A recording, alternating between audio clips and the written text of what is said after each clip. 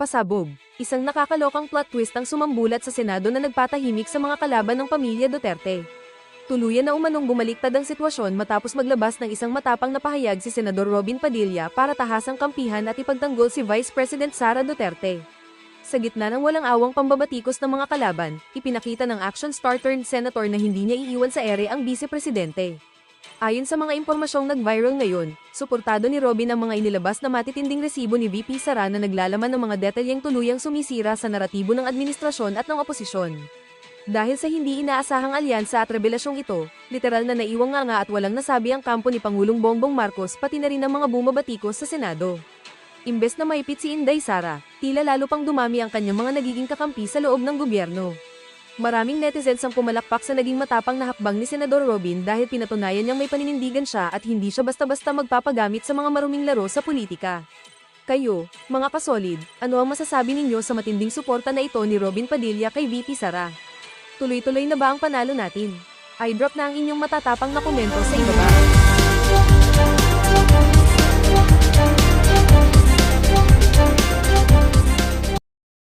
Ng Senate Committee on Account. Teka lang ho mga kababayan. Kailangan ho muna nating mag-mega love shoutout. Nako, ito talaga. Ma'am, itong si Ma'am Raspberry. Ma'am, lagi ko hong nababasa ang mga comment nyo. Maraming salamat sa pagsuporta sa PH Update. Maraming salamat, Ma'am Raspberry. Hi PH, I hope that you're well. Always praying for everyone. Keep praying and stay grounded. Maraming salamat. Palakpakan ho natin po si Ma'am Raspberry. Maraming salamat ho sa pagsuporta sa PH Update. Saludo madam. I-flash ko ba dito sa screen yung comment ni Ma'am Raspberry? Ano na, para dire-diretso na tayo. Next video ko na lang ipa-flash. Tapos itong si Azilama Analytics Vlog. Palakpakan natin itong si Ma'am Azilana. Ngayon ko palang nakitang nagpakulay itong si Ma'am Azilana. Ingat ho kayo dyan sa Hong Kong. Itong si Ma'am Raspberry. Ingat ho kayo dyan sa Australia ba, ma'am? Nasa Australia ho ba kayo ngayong mga panahon na to? Ingat, kung nasaan dako man ho kayo ng daigdig ngayong mga panahon na to, dito kay Sir Joey Arellano, Jordan Cabico, Sir Raymond Federico Picar, yung ika nga namimiss na nating si Ma'am Arisa yan na hindi na nagpaparamdam. Mega love shoutout at mag-ingat kayo kung nasan dako man ho kayo ng mundo. At syempre dito kay Ma'am Zen Domingo, dito kay Ma'am Connie Rasos, ano ho yan ika nga yan yung mga suki na natin dito. Makita pa lang natin yung nila, yung kanilang profile picture, alam na ho natin kung sino yung mga nagko-comment at nagpapakulay. Kaya mag-comment lang ho kayo at i-share tong video na to para maging familiar na ho ako sa inyong mga pangalan dyan sa comment section. Rekta ho tayo sa interview nitong si Ping Lacson dito kay Shelly Ortega. Isa ho yan sa mga kaibigan ni Ping Lacson. BFF, di ba Ma'am Shelly? BFF kayo ni Ping. Huwag ka na magpahalata. Kunyari independent journal, independent yung mga pananaw mo sa pagiging journalismo. Huwag ka magpakalata na aso ka nito. Ito kasi si Shelly, minsan hindi pa tinatanong. Yung tanong niya, sama na rin yung sagot doon sa tanong niya. Kung baga tinitignan niya kung anong gusto niya marinig doon sa mga ini-interview niya. Shelly, ano mo ba si Congressman Ortega? Yan.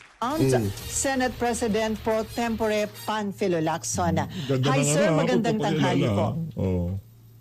Shelly, magandang tanghali. Shelly. Kasama ko po si Rowlis Perez, sir. Senator, magandang tanghali po. Si Raul, di ko kilala yung si Raul. Bahala yung si Raul.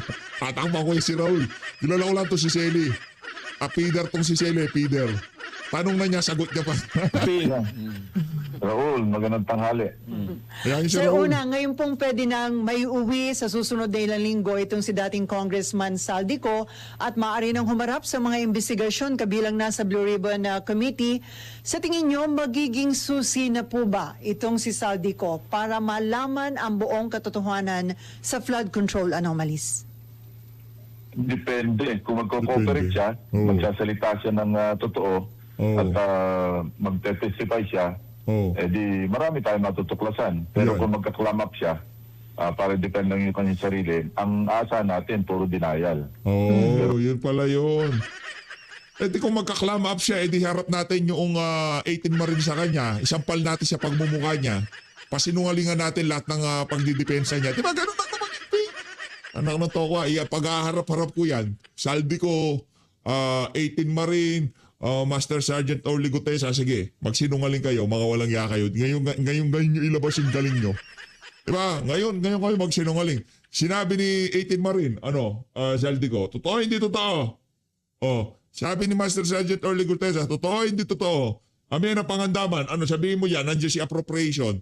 Kala ko bang nagtawagan kayo, nag-usap kayo, utos ng hari, hindi pwedeng mabali. Ngayon? Pero may nauna na siyang video, kaya ang pinaplano kong bilang chairman, uno kong set ng questions, so at least yung isang question na tatanungin, alin doon sa kanyang nilabas na video na pinahayag niya kung siya yun, ang totoo at ilan ang hindi. So, doon pa lang Kasi po. na-detalye yun eh. So, crucial din sir yun kasi yung impression iba, baka meron doon sa ilang video, ang AI, hindi totoong siya yun. Correct, oo. Kasi hindi naman Correct. Yung mga, di ba, Ma'am Selly, yung tipong pagka si Marcos Jr. na yung pinaparatangan, kay Martin Romualdez na binubunto ng sisi, AI yun. AI yun! Di ba, tayo naman ho kasi dito mga kababayan, sa tagal natin, hindi naman matagal. Pag-ilang taon na ba tayo dito? 2017. Yung taon na ba itong PH update, ha? Teka lang ho, para kwentas klaras tayo. Hindi naman ho sa 2017, magsasampung taon na ho tayo dito sa YouTube. Hindi naman ho sa siguro pagka sinabi ko na pagka binuka nitong si Shelly Bueno Ortega ang kanyang bunganga, alam ko na pagkayaan kargado o hindi kargado. Magsasampung taon na ho tayo.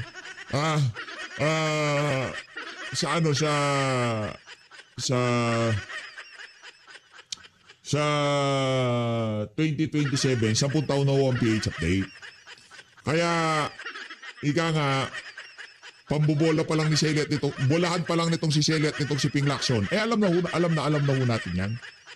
Paanong AI? Anak ng tokwa, consistency, yung pagbuka ng bibig, yung haba, wala makakapag-generate ng AI na ganun kahaba. Yung pagduduktong-duktungin mo, anak ng tokwa, bibigyan ka niya ng iba't ibang background.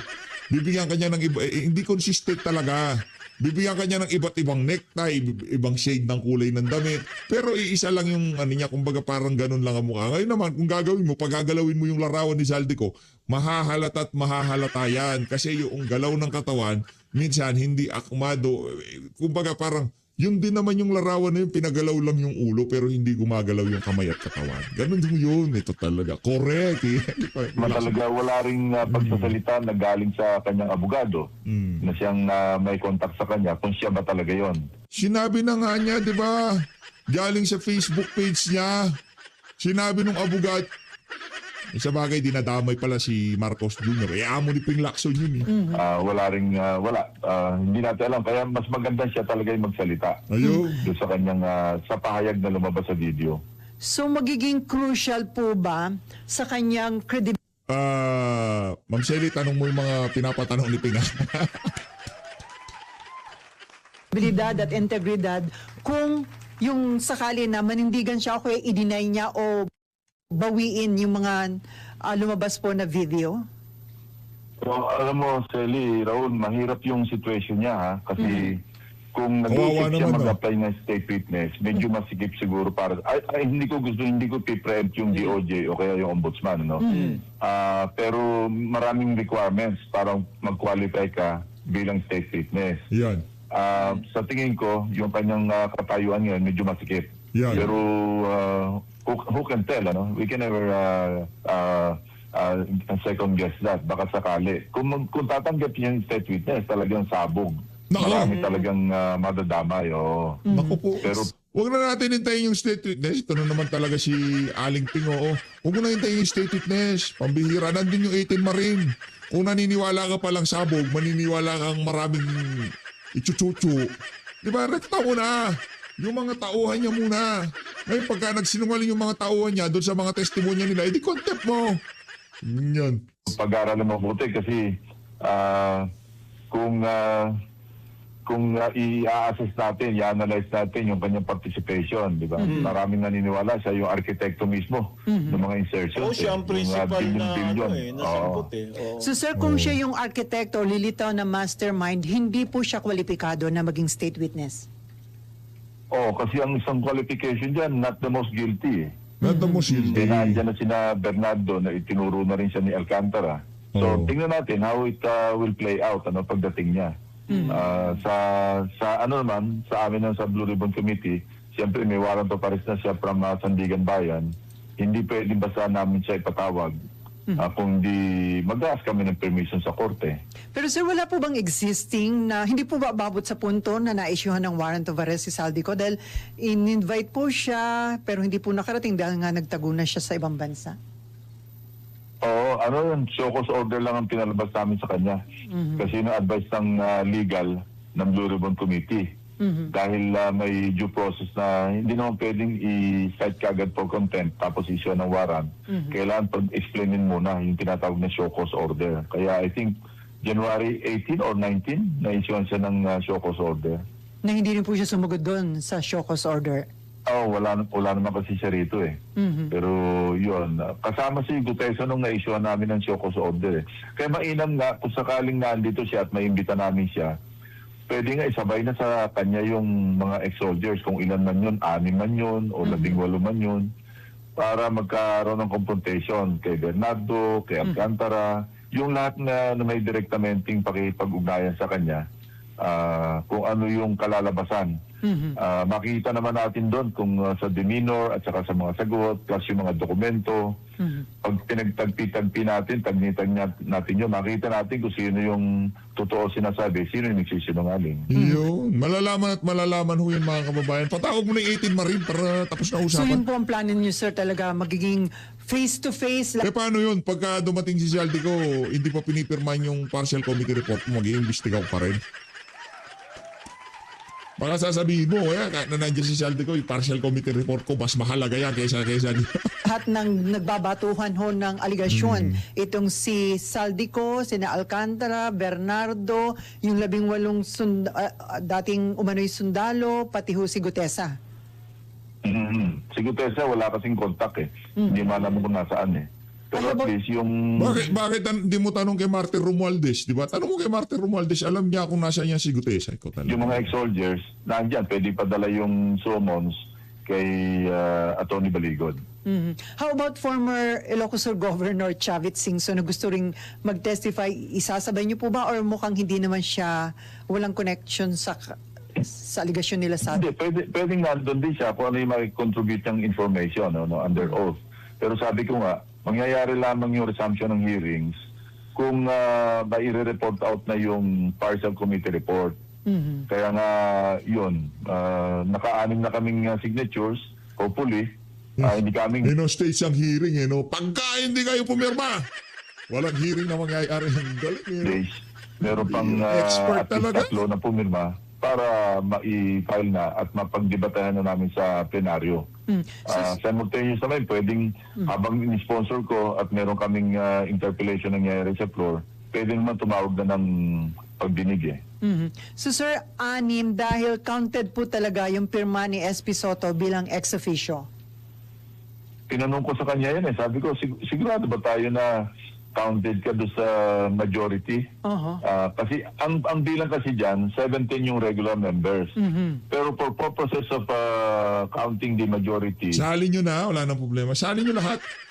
kasama sa bilang Kahit ang yung mga hindi- ex-officio member. Kahit yung mga hindi pumirma na rin. Ang hindi ko sigurado kasi ang kinikilala talagang ex-officio sa pagkaalam ko, siyempre, potent, tapos majority leader, saka minority leader. 3. Ngayon, kung ang Senate President, sabi naman niya sa akin, hindi ko naman matatawaran yung kanyang experience, yung kanyang karanasan. Ang 5 termino niya na ito, hindi lang basta ordinary. Yan ang nakakatawa binibida niya yung karanasan niya, pero mapahanggang sa ngayong mga panahon na to, wala ko tayong naaalala na nagawang matino ng tuta soto na yan. Kaya kung sa mga kababayan nating nabubolan yan, tagal na ako dito, kalakaran, kabisado ko na to. Kalokohan! Arong senador, 2 beses yung naging Senate President, majority leader, minority leader. At yung mga nakasabay niya, talagang yun yung mga Batikano, mga senador nung araw. Sina Neftali Gonzales, Eni Maceda, Itatad. Kaya doon siya natuto kasi pag nagkukwentuhan kami, yan ang mga sinasayid niya doon siya naging coops. Doon sa mga kasamahan niya na yun. Hindi magaling yung mga yun, yung mga kasabayan niya. Bakit natin nasabing hindi magaling? Kung magaling ho sila, di dapat sana itong si ang pangalan to, itong si Tuta Soto hindi ganyan yung trabaho niya dyan sa Senado. Kaso, base sa ating nakikita, puro kapalpakan ang ginagawa niyan di ba? Nakakatawa, ang dami natin problema, di ba? Magpapatawag ka ng meeting sa impeachment ni Bibi Sara. Palakpakan! Diba, para sinto-sinto lang. Na yung mga debate nila, doon siya talaga natuto. So, Hindi, walang natuto dyan. Anong natuto? Doon siya naging, ang tawag dito, naging coops. Doon siya natutong maging coops. mahirap tawaran yung kanyang opinion, yung kanyang knowledge pagdating sa rules ng Senado. So kinukonsider nyo ngayon na counted yung pong pirma ni SP Soto dahil para sa kanya counted yon. Oh, exactly. Yan ang tanong ko sa kanya. Oh. Pwede ko bang i-count yung signature mo? Sabi niya pwede kasi ex officio ako eh. So kung 6, kailangan nyo na lang po ng 3 at ang inaasahan nyo na 3 yon, pwedeng kay Senate Majority Leader Subiri, Deputy Majority Leader J.V. Ejercito, Senator Raffy Tulfo, Win Gatchalian, and si Senator Lauren po ba member ng Blue Ribbon? Yes. So, Kasi labing pito yan, 6 yung sa minority. So, bali 11 yung nasa majority. So, sa ngayon, 6 kami. So, merong 5 na, hindi, 6 kasama yung ex officio. Bali, 2 kaming, 3. No, 2 kaming ex officio. So, malaki yung pagkukunan and hopefully, kasi nangako naman si Senate President, sabi niya ako na lang ang makikiusap. Alam ko nahihiya kang makiusap sa mga kasamahan natin. Kaya ako na lang ang kakuusap. Katunayan, may nakausap nga siyang isa. Tinanong niya nga dahil malapit sa amin eh. Opo. Yun nga, medyo ang pagkasabi na sa kanya, pasensya na kasi napakiusapan ako ng isang nasa minority ngayon na dati namin kasama sa majority. Sino po yun, sir? Pwede niyo bang i-share sa amin?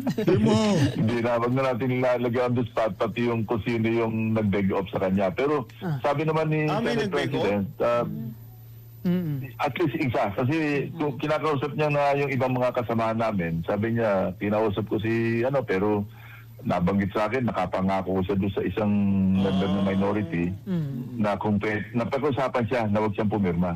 So, no, and having known that from the Senate President, yung information na yon, naisip ko tuloy, parang ganun din yung predicament nung iba namin kasama sa majority kasi hindi natin maialis na kasama na nila dati sa majority yung mga naandyan sa minority Baka naman yung iba rin, baka medyo naman-tuman, napag-usapan din na magpumirma.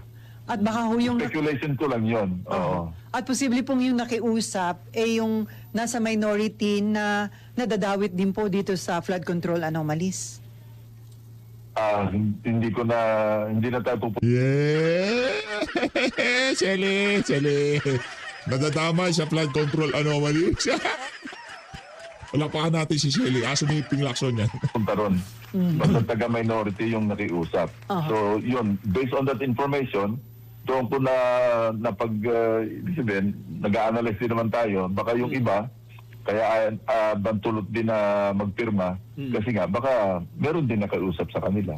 So, Senator, understandable, from my point of view, understandable yun, Raul, kasi may mga pinagsamahan disappointed ka ba sa nangyayari?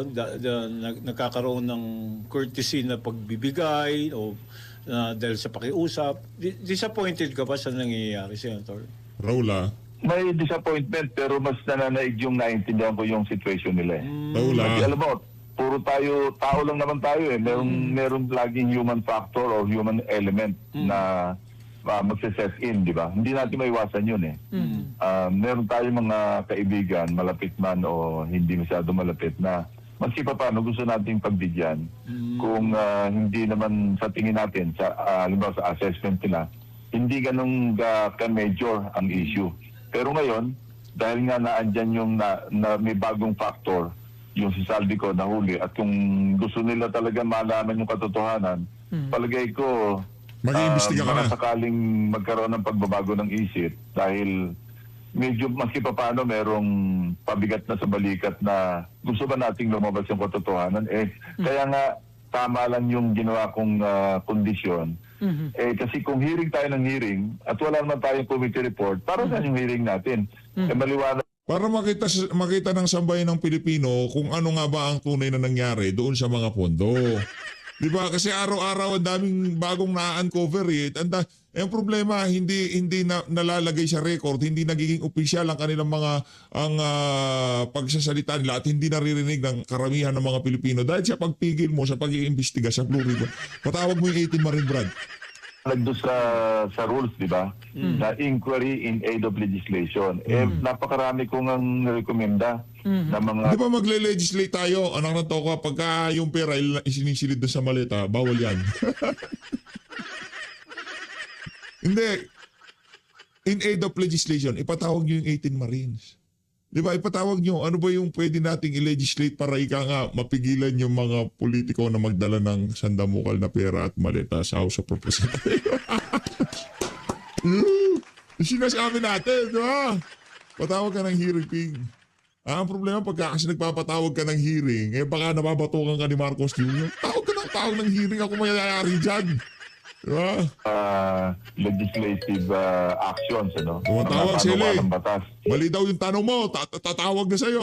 Na kung sakaling ma-adapt yung aming partial committee report, pwede nang talakayin yon o mag-file ng panukalang batas. Pwede naman na mag-file, kaya lang mas mainam yung may pinanghuhugutan ka. Dahil may basihan ka doon sa nangyari sa Blue Ribbon Committee hearings, doon ka huhugot ng katwiran mo o ng reason mo, yung rational, kung bakit yan nag-file ng ganong panukalang batas. So sabi nyo may dalawa pang majority senator na nag-indicate ng willingness to sign. Yung po bang dalawang yun, hindi pa rin pumipirma, sir? Hindi pa, pero yun ang narinig ko na so yung mga stop to stop na pag-ugnayan to. Kasi yung stop ko rin lang yung pinapakausap ko sa mga stop nila na Nahihiya siya. Kahit na walang hiya, nahihiya siya. ang background kasi nito, nung nilabas namin yung partial committee report, hindi naman pwedeng 17 o 20 kopya. 470 plus pages yon.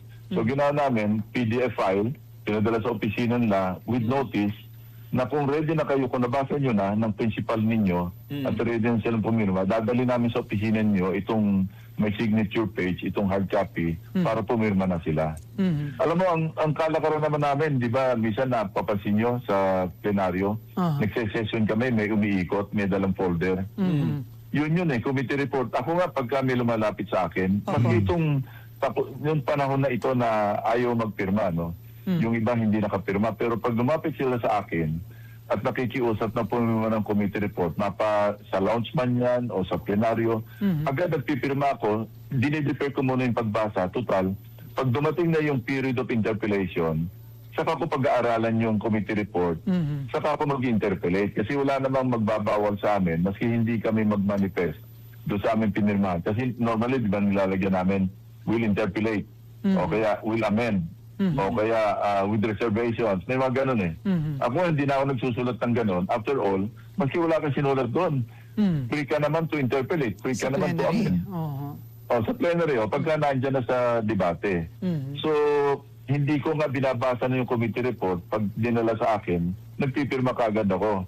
At kung gusto ko mag-interpellate, di saka ko babasahin yung mismong panukalang batas, pati committee report, doon ako kukuha ng kung ano yung mga itatanong ko. So, hindi nyo maintindihan bakit ngayon iba yung takbo, parang hindi kasi sila... kung magpirma sila, ang purpose lang naman ng pagpirma para ma-report out. Hindi wala naman nagpipigil sa kanila na mag-introduce sila ng amendment o kaya mag-interpellate. Paano nga kasi ang problema kung yung partial committee report, yung yung mga napag-usapan, yung mga naisiwalat, hindi nila nakita doon sa partial committee report na yun. Yun ang problema natin dito, Ping. Diba? Yun ang problema natin dito. Kahit ano pang sabihin mo, kung marami talagang problema yung partial committee report na yan, mahihirapan ka talaga sa pagkuha ng lagda. Ngayon kung yan naman talagang ika nga matino naman, walang problema, sige, sa tingin naman siguro natin, hindi naman ganyan katindi ang pahirapan. Baka merong mga pangalan na dapat na nandyan, hindi na ilalagay dahil nga kilalang mga, di ba, kilalang makapangyarihan o kaalyado ng ilang mga senador at congressman, di ba? O kilalang amo ng ibang mga official diyan sa Senado, kaya hindi sila nadadamay dito. Wala sila doon sa partial committee report mo. Maraming dahilan, pero wag mo naman sabihin na pwede naman nilang gawin to, pwede naman nilang gawin yan. Hindi yun ang punto. Ang punto dito, ano bang pinag-usapan sa committee diyan sa Blue Ribbon Committee na hindi nagre-reflect doon sa partial committee report. Yun ang problema diyan. At kung yung amendment nila katanggap-tanggap sa chairman, di ba sinasabi accepted? So walang usap doon. Any objection? Ngayon, kung hindi matanggap ng chairman, di ba binabato yan sa plenaryo para pagbotohan? Kasi inobjekan. So, So, sir, ganun ang talakaran eh. So, yung pagpirma lang, yun ang pinakamadaling gawin. siguro dahil parang, sasabi ba natin na controversial itong partial committee report dahil may mga kasamahan yung senador ang inirecommend. Pinipilit talaga ni Selly. Sanping, sagutin mo na. Kanina ang kulit-kulit niyang Selly na yan. Kanina niya pa pinipilit yung mga kasamaan yung kasangkot, di ba? Na ipailalim na po sa preliminary investigation. Oo, PI. Ngayon Pwede lang ba nangyari sabihin siguro sa yung atin ni ganyan eh. Senator yung Pinipilit resulta ni ng Selly investigation on air or hindi pwede? Ay, lumabas, halos na Pwede naman, oo. Sige, paki... Mahaba yun, Raul. Actually, Yung yung pinaka-dispository position. Related dun sa ibang senador. dispositive portion. Opo, Hindi, opo, ganito yun eh. Katunayan, yung karamihan ng recommendation doon para sa kasi dalawa yung sa Blue Ribbon Committee. Isa yung inquiry in aid of legislation. Di ba may karugtong yun? And investigations. So ito lang yung committee na mayroong aspeto ng investigasyon. Meaning, pag nag-imbestiga kami, pwedeng sa Blue Ribbon, pwedeng mag-rekomenda ng pagpapile ng mga kaso. So nung yung unang partial committee report na nag-leak, ang isang naging dahilan kung bakit nag-withdraw ng signatures yung tatlo naming kasamahan, pati yung mga iba namin sa majority, sabi nila, masyadong strong yung language na recommending filing of charges against so-and-so. May mga kasamahan kami doon. So, naghanap kami ng paraan kung paano mas-open yung language without compromising yung intent o yung intention ng investigasyon. So, pinalitan na lang yun. After all, pero naman ang meaning, kasi filing of charges, hindi naman pwede mag-file ng information sa korte ang Blue Ribbon Committee. Kasi meron tayong prosecution service, di ba, ng DOJ. Meron tayong ombudsman. Trabaho nila yun eh. Prosecutorial eh. Wala namang prosecutorial power yung Senado. So pinalitan naman yung language. Instead na filing of charges, recommending the conduct of preliminary investigation by the DOJ and or the ombudsman.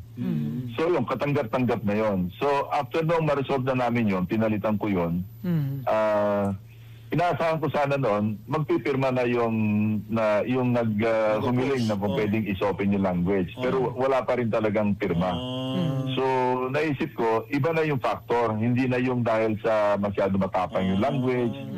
So hanggang sa dumating nga yung information ni Senate President na meron palang mga nakikiusap o at least isang nakiusap sa isang kasamahan namin na huwag pumirma. So doon nabuo sa isipan ko, baka meron ding mga ibang nasa minority ngayon na nakiusap sa nasa majority ngayon na members ng Blue Ribbon Committee na napag-usapan at nag-commit na sige, hindi na kami pipirma. Maski nga si Senator Bongo, alam mo, ang tiyaga makiusap dyan, lalo doon sa resolution tungkol doon sa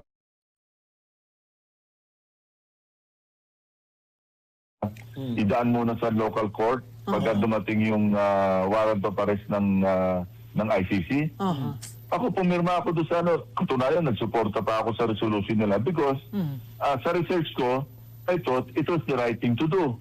Kasi nga, mismong sa provision ng doon sa ICC, doon sa batas sa rules nila at saka sa batas natin, nararapat talaga na igalang natin yung yung ating mga local courts, ano?